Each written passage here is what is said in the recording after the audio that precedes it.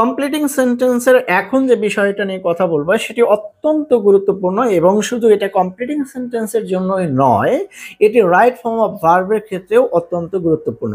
তুমি যদি এই ক্লাসটা 10 মিনিটের এই ক্লাসটা যদি দেখো তাহলে কমপ্লিটিং সেন্টেন্সটা যেমন ভালোভাবে শিখতে পারবা, একইভাবে এই নিয়ম থেকে রাইট ফর্ম অফ ভার্বের ক্ষেত্রে ভার্বের যে রাইট ফর্ম ব্যবহার করতে হয় সেটাও তোমার জন্য খুব সহজ হয়ে যাবে। চলো আমরা দেখে নেই সময় নির্দেশক সেই কনজাংশন কোনগুলো।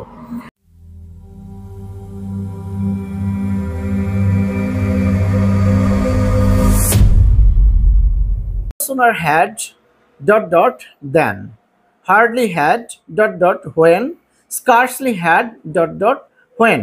এই যে কনজাংশন গুলো আছে, কোরিলেটিভ কনজাংশন গুলো যে আছে, এই কনজাংশন গুলো দ্বারা কাজ শেষ হতে না হতে অন্য একটা কাজ সংঘটিত হয় এরকম বোঝায়, এবং এটা অর্থ দেয় যেই মাত্র সেই মাত্র, যখনই তখনই, বা একটা কিছু হতে না হতেই অন্যটা হয়। যেমন যেই মাত্র আমি দরজা খুললাম দেখলাম তুমি দাঁড়িয়ে, যখনই আমি তোমার কথা ভাবি তখনই মনটা বিষাদে ছেয়ে যায়, ঘর হতে বের হতে না হতেই বৃষ্টি আরম্ভ হলো। এই ধরনের বাক্যগুলোকে কমপ্লিট করার জন্য এই no sooner had, hardly had বা স্কার্সলি হ্যাড দিয়ে বাক্যটা শুরু হয় এবং পরের অংশটা দেন অথবা হোয়েন দিয়ে যুক্ত হয়।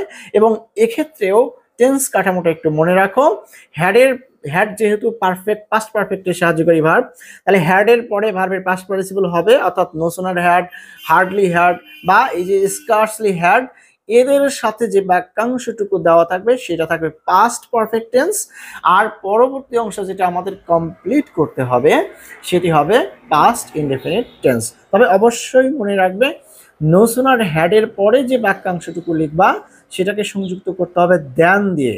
দেখো অনেকে কিন্তু ভুল লেখে, দেন লেখে, আসলে হয়তো দেনই লিখবে কিন্তু বানান ভুল করে THEN লেখে, এটা কিন্তু ভুল। তোমাকে কি লিখতে হবে? দেন। আর হার্ডলি হ্যাড বা স্কার্সলি হ্যাড দিয়ে যে বাক্যাংশটুকু থাকবে সেই অংশটুকুর পরবর্তী বাক্যাংশ যে লিখবে সেটাকে কানেক্ট করার জন্য যোগ করতে হবে হোয়েন অথবা হোয়েন, অথবা এই ক্ষেত্রে বিফোরও দেওয়া যেতে পারে। অবশ্যই মনে রাখবে দেন, হোয়েন বা বিফোর দিয়ে পরের যে বাক্যাংশটুকু আমি যুক্ত করব লিখব সেটি অবশ্যই পাস্ট ইনডেফিনিট হবে। পাস্ট ইনডেফিনিট মানে হলো সাবজেক্টের পরে ভার্বের পাস্ট ফর্ম, তারপরে বাকি অংশ। তো চলো কিছু উদাহরণ দিয়ে বিষয়টা পরিষ্কার করা যায়। No sooner had I gone out, আমি যেই মাত্র বাহিরে গেলাম, দেখো আমি যেই মাত্র বাহিরে গেলাম সেই মাত্র একটা ঘটনা ঘটলো, কি ঘটনা ঘটেছিল এরকম একটা কথা দিয়ে পরের অংশটা কানেক্ট করতে হবে, কমপ্লিট করতে হবে। তাহলে আমরা লিখতে পারি দেন হি কেম, সেই মাত্রই সে এসে সে আসলো, যেই মাত্র আমি বাহিরে বের হলাম সেই মাত্র সে আসলো। দেখো পরের বাক্যাংশটুকু যুক্ত করার জন্য কি ব্যবহার করেছি? দেন যুক্ত করেছি, কারণ বাক্যটা শুরু হয়েছে নো সুনার হ্যাড দিয়ে। আরেকটি উদাহরণ দেখা যাক। Scarcely had we reached the station, আমরা যেই মাত্র স্টেশনে পৌঁছালাম ড্যাশ, তাহলে কি হলো? সেই মাত্র কি ঘটনা ঘটলো? হতে পারে যে সে এসে উপস্থিত হলো, ট্রেনটা ছাড়িয়ে দিল, হুইসেল বেজে উঠলো, অনেক কথা হতে পারে। তুমি যে কথাটাই লেখো না কেন, এখানে যেহেতু স্কার্সলি হ্যাড দিয়ে শুরু আছে, পরের অংশটা যুক্ত করতে হবে হোয়েন দিয়ে এবং পরের অংশটা হবে পাস্ট ইনডেফিনিট। তাহলে আমরা লিখতে পারি হোয়েন দ্য ট্রেন লেফট, যখন ট্রেন ছাড়িয়ে দিল, আমরা স্টেশনে পৌঁছাতে না পৌঁছাতেই ট্রেনটা ছাড়িয়ে দিল। তো এই ধরনের বাক্য কাঠামোগুলোকে আরও একটি কনজাংশন দিয়ে কমপ্লিট করা যেতে পারে, আর সেটা হলো অ্যাজ সুন অ্যাজ। কি? অ্যাজ সুন অ্যাজ, এটি ওই একই অর্থ প্রকাশে ব্যবহৃত হয়ে থাকে, তবে এক্ষেত্রে উভয় ক্লজটি একই টেন্স এর হয়, অর্থাৎ অ্যাজ সুন অ্যাজ দিয়ে একই অর্থ প্রকাশ করে।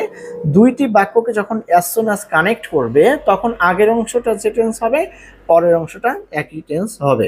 চলো উদাহরণ দেখা যাক। As soon as the deer saw the tiger, যেই মাত্র হরিণটি অথবা হরিণগুলো বাঘকে দেখলো, দেখো ডিয়ারের সিঙ্গুলার এবং প্লুরাল একই, তাই হরিণটি এবং হরিণগুলো বোথ ইজ কারেক্ট। তাহলে কি লিখতে পারি? ইট অথবা দে ran away। দেখো এইখানে কিন্তু আলাদা কোনো কনজাংশন যোগ করার প্রয়োজন হয়নি, বাক্যটা as soon as দিয়ে শুরু হয়েছে। তাহলে as soon as এর সাথে past indefinite আছে, পরের অংশটাও আমরা কি লিখেছি past indefinite। সহজভাবে মনে রাখো as soon as এর সাথে যে ক্লজটা থাকবে সেটা যে টেন্স হবে, পরে যে ক্লজটা বা খণ্ড বাক্যটা লিখতে হবে সেটাও অনুরূপ টেন্সের হবে।